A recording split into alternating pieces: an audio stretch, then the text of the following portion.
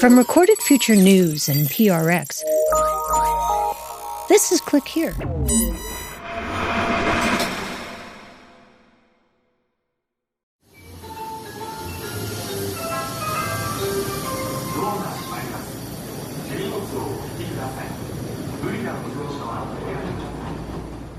In a small apartment in Tokyo, Raidat Kenji sits in front of his computer, scrolling through a digital world that no longer exists.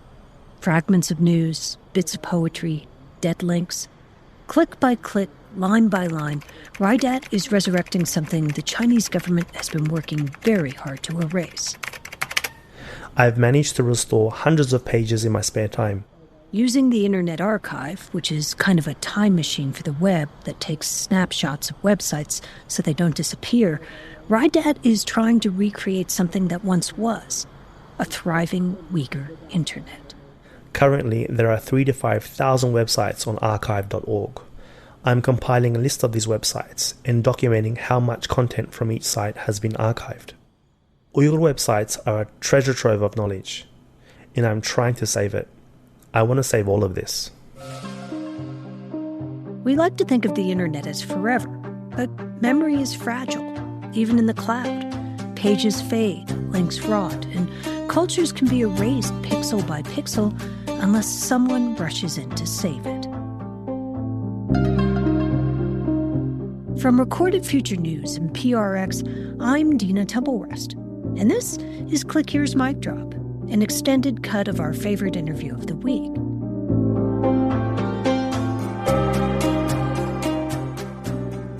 Today, as part of our series on China's attempts to digitally erase Uyghur culture, senior supervising producer Sean Powers has a story about one man's mission to bring it all back, one website at a time.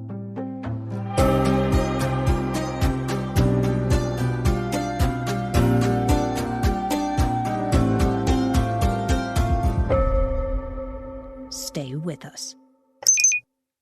Looking for more of the cybersecurity and intelligence coverage you get on Click Here? Then check out our sister publication, The Record, from Recorded Future News. You'll get breaking cyber news from reporters in New York, Washington, London, and Kyiv, among others. And you'll see for yourself why it attracts hundreds of thousands of page views every month. Just go to therecord.media.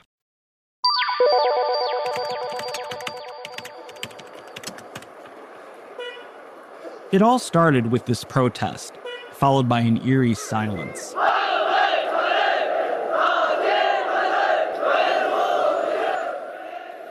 In July 2009, protests broke out in Urumqi, the capital of Xinjiang province in the far northwestern part of China. Violence followed.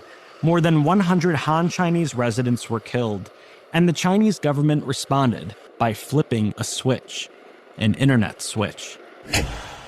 That was a major shutdown. Even when people had footages of proofs and they had live footages of, what was going on, they weren't allowed to, release it. They weren't allowed to talk to journalists and stuff. It was a very dark time. This is Johar Ilham. She's a Uyghur activist now living in the United States. And if you heard Tuesday's episode, you remember that blackout. 10 months without internet in Xinjiang. 10 months when Uyghur news sites went dark and social media platforms blinked out, one by one. And when the government finally flipped the switch back on, the Uyghur internet, that fragile, thriving world of language, music, and debate, had been hollowed out. Websites that once served as cultural lifelines were gone. Forums were shuttered, and entire archives erased. And among them was Uyghur Online, the site her father, Ilham Tohti, built. He was a scholar and a quiet revolutionary at that, and his platform gave Uyghurs a space to speak freely about their culture, their language, their future. This was when even quiet dissent was dangerous, and it was around the time when Chinese authorities began rounding up Uyghurs and putting them into re-education camps. Everybody reaching out to him said, my son disappeared. My cousin disappeared, or this disappeared. The Chinese government took them. We don't know if he's alive, if he's been in prison, if he has been shot with a machine gun. We don't know what happened. And then so my father started compiling all of these people's identities and pictures. By 2016, nearly all the websites in the Uyghur language that were hosted in China and once a backbone of communication in Xinjiang had vanished. Raidat Kenji was living in Japan and working as a software engineer. When he saw Chinese authorities systematically dismantle the Uyghur web, he had this sick feeling in the pit of his stomach. I was crushed. Under the pretext of regulating all Uyghur websites, some website owners were arrested. By the way, Raidat doesn't speak English. His answers came to us in Uyghur, and we had them translated and voiced so you could hear his story. Before moving to Japan, Raidat was a teacher in Xinjiang. I was living a normal life with my family in Xinjiang. When I'd come home to visit, there was always trouble. Like I went back to my hometown in 1999 after living in Japan for a while, and people from the State Security Administration came to my house and started questioning me. China's State Security Administration is the country's main intelligence agency. It had Raidat in its sights. They took me to a government hotel, and in one of the rooms, and they asked me about what Japanese television broadcasts about China and whether I had contact with my friend Dolkun Isa. Dolkun Isa. For Beijing, that name is radioactive. He's the former president of the World Uyghur Congress, an advocacy group that China has branded as a separatist and dangerous organization. For Raidat, though, Dolkun wasn't a political figure. He was a friend, someone he'd known for years. But that friendship made him a target. And when he went home again in 2003, the pattern repeated. The same questions, the same threats. After that, I never went back to my hometown.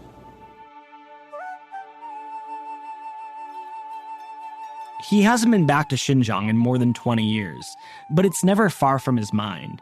Every headline, every whispered story of fresh crackdowns are a reminder of the place he's left behind. So he started looking for ways to help from afar. And because he knows how to code, he realized that there might be a way. If the government could erase Uyghur websites, maybe, just maybe, he could bring them back, one by one.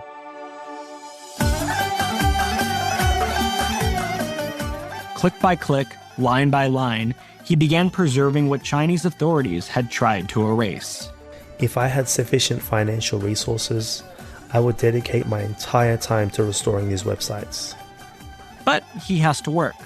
So in his spare time, he built something he calls UyghurArchive.com. Think of it as a digital time capsule. I went into the Internet Archive and started looking for original Uyghur websites that have been taken down. These are ones that you can't find even if you just do a Google search. One of the first sites he focused on was Bagdash. It was kind of a Facebook for Uyghurs, a digital gathering place where people could share music, tell stories, and feel a sense of belonging. And if you heard Tuesday's episode, you know the story of the man who built it, Ekbar Asat. The most difficult thing about restoring websites like Bagdash is the incredibly difficult nature of restoring all the content that is on the Internet Archive. There have been a lot of little technical problems, like parts of pages missing, or the inability to recover uploaded music. And I've managed to do a lot of it, like recovering the original web pages so they look like they did when they were on the web. Things like restoring music and audio and images to their original state. It's been hard.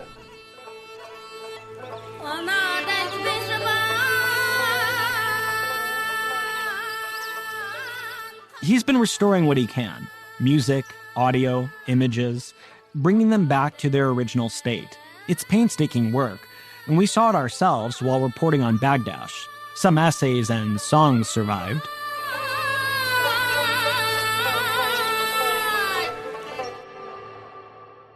But all the videos that were uploaded, gone. I've retrieved anything I can from the Internet Archive, but whatever wasn't saved, it's not possible for me to bring it back. And even for the sites that do survive, the ones hosted outside of China, there's no guarantee they're safe. They're constant targets for hacks and takedowns. And inside China, well, things have gone from bad to worse. Speaking out online has become even harder, so people have to get creative. When we come back, we'll explain. Stay with us.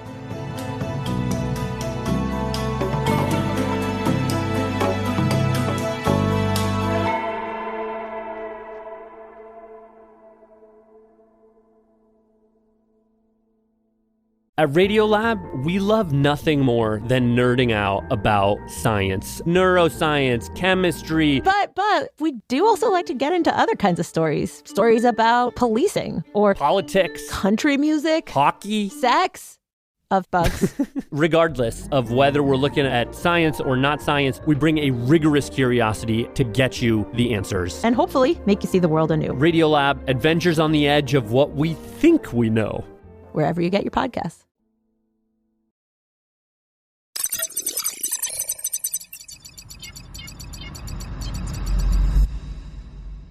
China's internet is vast. Millions of websites, more than 1 billion users.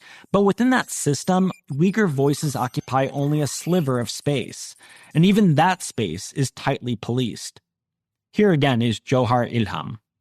So even though the social media is very much censored, Uyghur people have been trying to find very unique and creative ways to get messages out. For example, they would sing a song that has like hidden meaning that only Uyghur people will understand. Like this song that a Uyghur worker in Qingdao posted.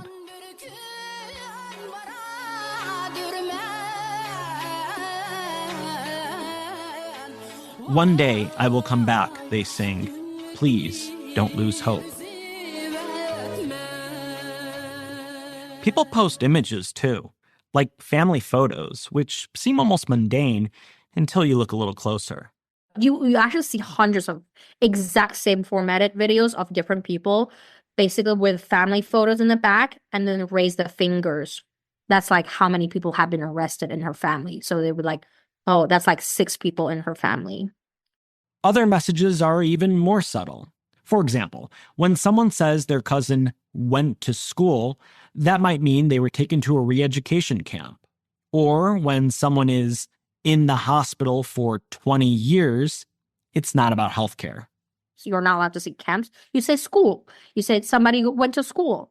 And it's not really going to school. They went to camps. Or it's like, oh, somebody went to studies for 10 years. That means like somebody was sentenced to 10 years. Or someone is working, got a new job, and they're going to love this factory job. And that's like forced labor.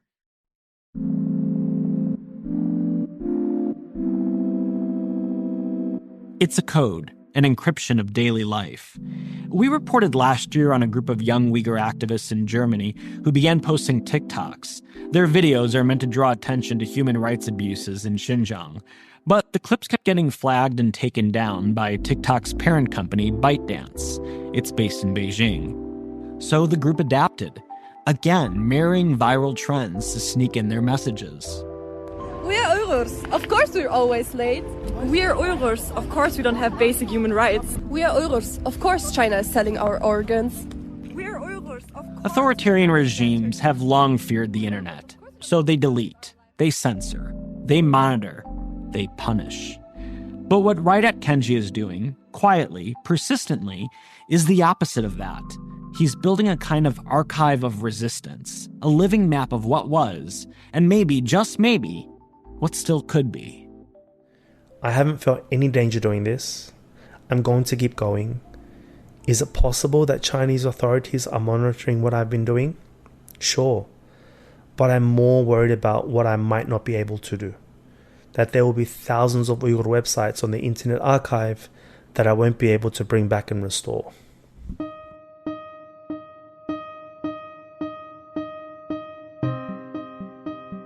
So far, he's brought back more than 300 websites to the Uyghur Archive. Homepages once thought lost, essays, music, cultural memory. Each one a small defiance. Each one a digital heartbeat, where there was once silence.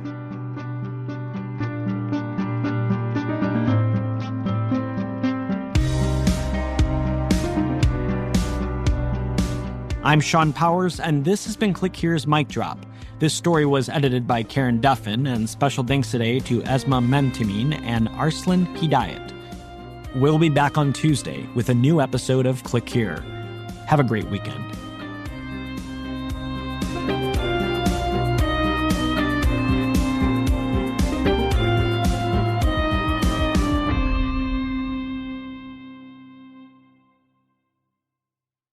If you're looking for a daily guide to cybersecurity news and policy, sign up for the Cyber Daily from Recorded Future News.